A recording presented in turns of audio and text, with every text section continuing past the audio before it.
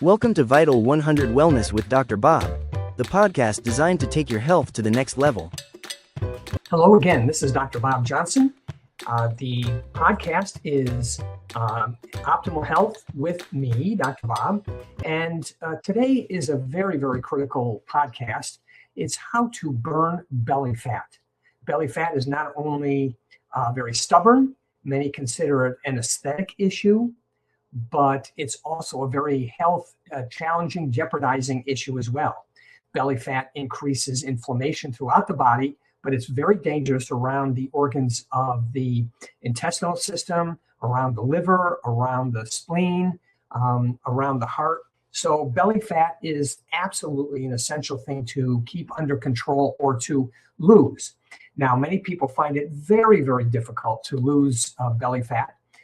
It can be because of many things, but it's critical that you follow certain things, which many do not know how to lose your belly fat or how to prevent it in the first place. So what's important is that we have two sources of fuel, actually two main sources of fuel for our body's activities during the day and for our normal physiology. And those are sugar carbohydrates, which the body defaults to. It wants to burn those. It's like burning a newspaper or kindling on a fire. The other source of fuel, which is generally more abundant and gives you a greater amount of energy, is fat.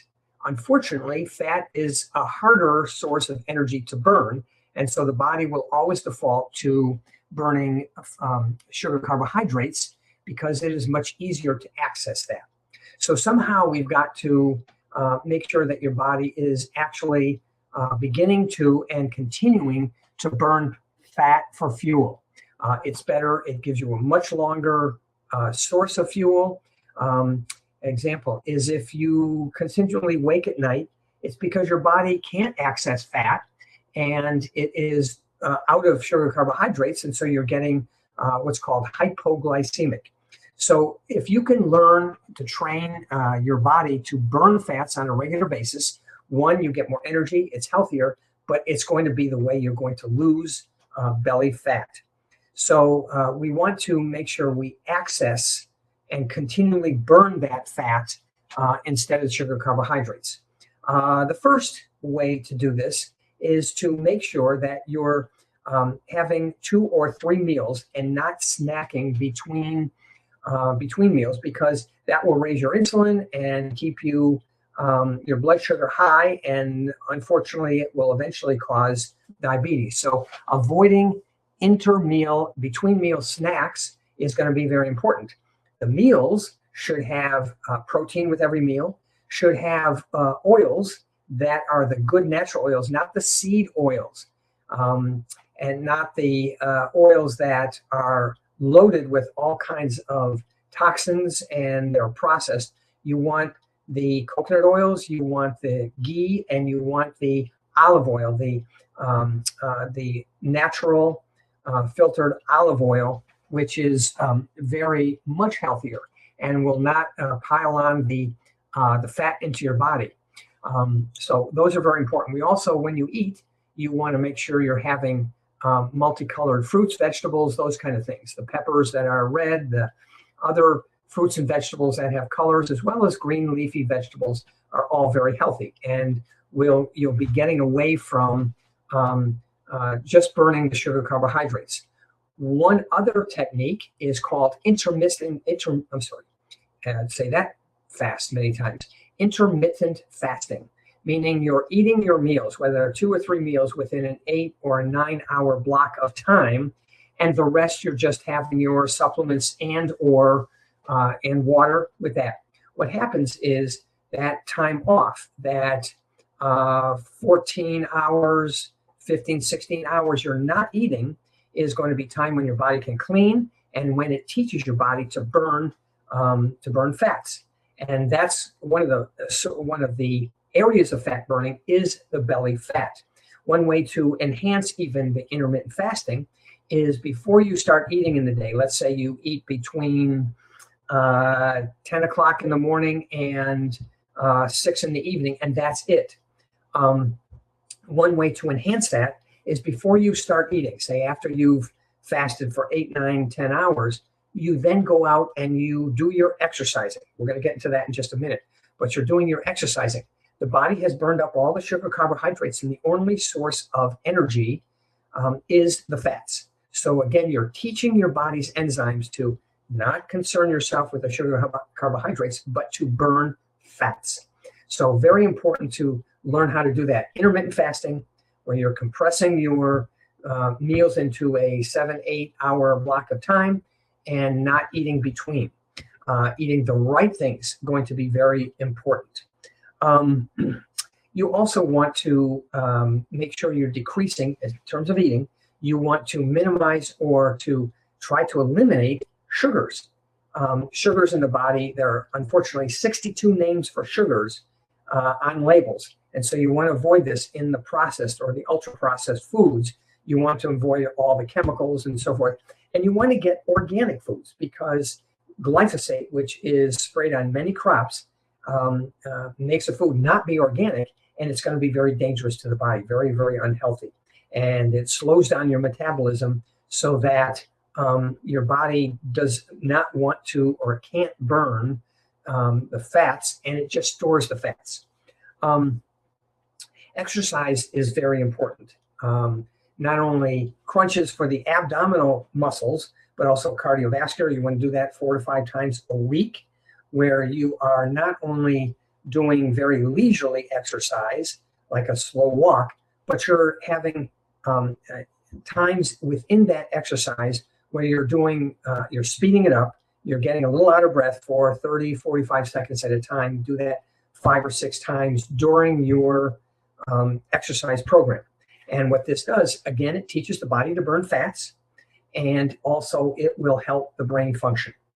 Part of the exercise program is to build muscle. So these are what we call resistance training or muscle training, strength training. And what is nice is that muscle mass is much more metabolically active than other tissues in the body. And so if you increase the muscles, and you're going to increase the different muscle groups, legs, shoulders, arms, abdomen, back, neck, you're going to increase the muscle mass in those, or the muscle strength, because muscle has a much higher metabolism and will burn fat much more easily. So those are very critical to be able to start to metabolize fat and start to lose it abdominally. What's also critical is that you have good sleep. Good sleep, you're sleeping anywhere from 7 to 8, 8.5 hours at night. You are hopefully without waking, and your body is needing that time to recover. The parasympathetic nervous system, which is active during that time, is going to control the recovery from the day's activities before.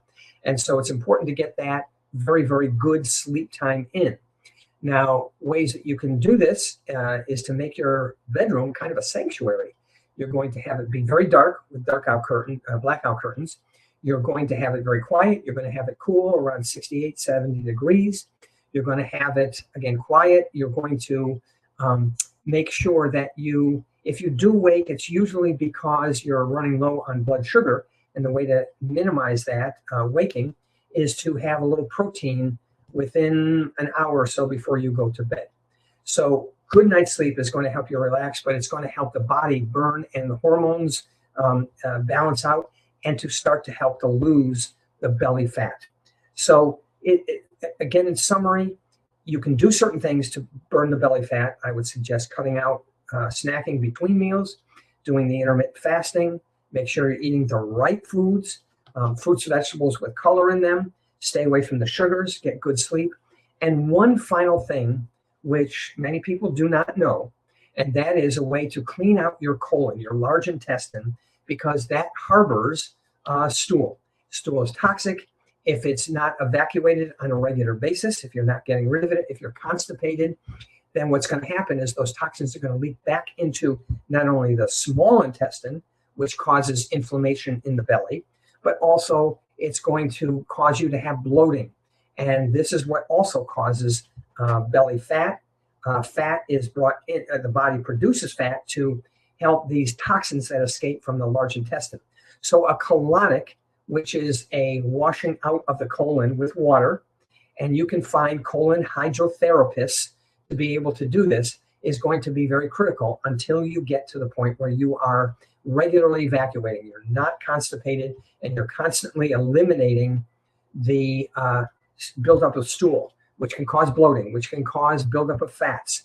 So colonics are very important. You're going to hear a lot of resistance to this from traditional medical sources, but colonics are absolutely critical. If you have belly fat, you can't get rid of it, this is going to be a very important thing.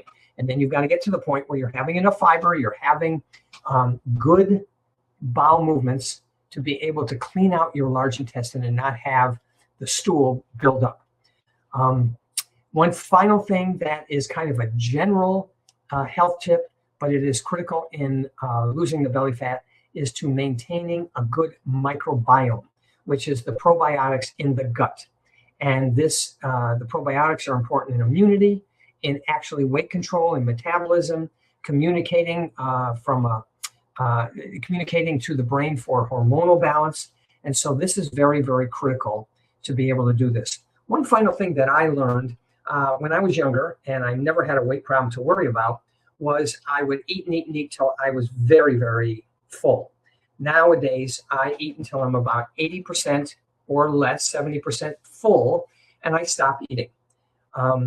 This is good because when you overeat, your body just has to get rid of it, and you don't need it for fuel. You don't need it to feel like environmentally you need to eat all your plate. And so eating until you're about 70 to 80% full and stopping is also very critical. I hope these tips have been very helpful, and please take it seriously to lose that belly fat. It does take proactive efforts to be able to burn the belly fat, but it is so important from not only an aesthetic issue, but from a health issue, that you do burn that fat. And so people who, men and women, who have large belly fats really do need to focus on this from a health perspective, so that you do not get something like cardiovascular issues, cancer, weight gain, cardiovascular issues. And losing that belly fat is going to be one of the most important things that you do. Hopefully these tips are going to be healthy for you, and to be able to take it seriously, that you need to lose that belly fat, get your metabolism up, and you will be much healthier. If you have any issues, Dr. Bob at Vital100Wellness.com is a way to get a hold of me, and I hope to hear from you soon. Take care, and always remember to enjoy the journey. Thank you for joining us on this episode of Vital 100 Wellness with Dr. Bob. Be sure to visit our website at Vital100Wellness.com for more ways to listen and to explore additional health resources. If you have any questions for Dr. Bob or feedback and suggestions for the podcast, you can email us at info@Vital100Wellness.com.